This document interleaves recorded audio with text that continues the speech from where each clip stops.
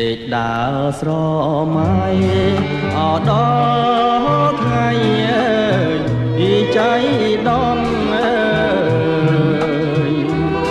ស្ដាយគ្រាសាយនអនៅបងពីទីដែកចំប៉ាមួយតងបាំងស្លឹកចុងមែករលឹងកែភ្នែកថតជាប់រូបស្រីជើណាកែណានាងណា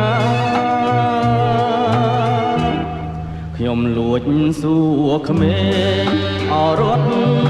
លេងពីគុកវង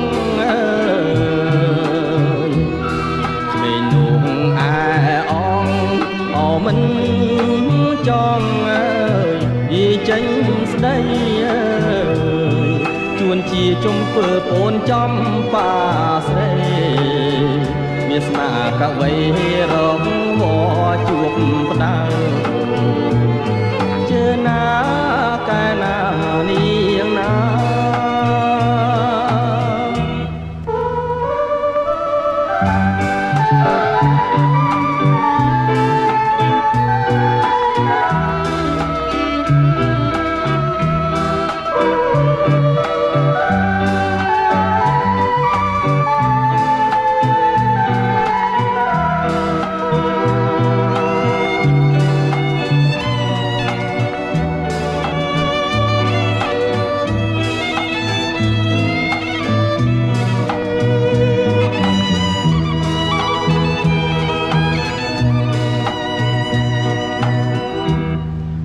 ដើរកិច្ចបងអទុំនងអើយពីជាអៀនបងក៏មិនហ៊ានអោកាត់ចិត្តពីស្រែកហាអូនដើរជួបផ្ទះបងចូលព្រៃជ្រៅបងកាច់ការស្មៅខំហើយគិតថាជើណាកែណានាងណាកំពុងសាំងពីអនីហារៀង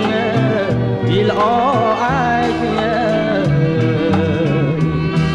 សាបនទីឯដែកអបក្លិនពីចំបាបងកាត់បេះដូងទុំចងកាស្លាសុភ័ក្រមេបាសូមទានក៏ជ័យ